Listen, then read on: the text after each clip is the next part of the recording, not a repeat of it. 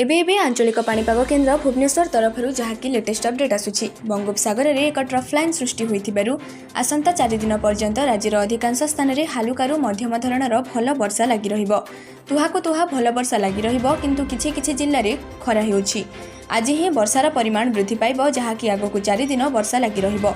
आज रातिरु ओडिसार किछि जिल्ला रे रचिबो तांडव। घड़घड़ी सह प्रबल वर्षा, केउठी अधिक वर्षा हेउतिबा बेले केउठी कम वर्षा हेउछि। आज एवं काली राज्य में घड़घड़ी सह प्रबल वर्षा हेबो, जहाकी राज्य में आसंता काली किछि किछि जिल्ला रे वर्षा लागि रहिबो। मात्र 21 तारिख पर पुणी थरे प्रबल वर्षा सहित वज्रपात बिजुली घड़घड़ीर भय रहिछि। ता सहित बात्या आशंका मध्य रहिछि। एभली पूर्वानुमान करिछि पाणीपाग विभाग, जहाकी 13टी जिल्ला को सतर्क सूचना दिया जाइछि। तेबे आज केउ केउ जिल्ला रे प्रबल वर्षा हेबो, ता सहित आसंता काली केउ केउ जिल्ला रे वर्षा लागि रहिबो, कोन रहिछि पाणीपाग विभागर संपूर्ण अपडेट जानिबा। वीडियो को आरंभ करने पूर्व वीडियो तले थिबा लाल रंगर सब्सक्राइब बटन को क्लिक करंतु। पाखरे आसुथिबा बेल आइकन को दबांतु एवं ऑल कर दियंतु।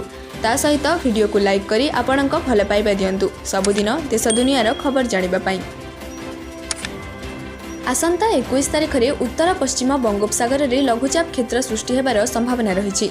यार प्रभाव में आसंता काली ठारू कोरापुट, नवरंगपुर, नुआपड़ा, कलाहांडी, कंधमाल, बलांगीर, बरगढ़, झारसुगुड़ा, देवगढ़, मालकानगिरी, रायगड़ा, गजपति, सुंदरगढ़, केन्दुझर, मयूरभंज और गंजाम जिले में घड़घड़ी सह हालुकारू मध्यम धरणर वर्षा हेबो बोली आंचलिक पाणीपाग विज्ञान केन्द्र पूर्वानुमान करिछि।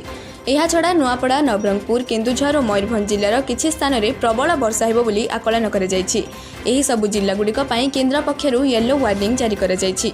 गत 24 घंटे राज्यर किछि स्थान में वर्षा होइछि।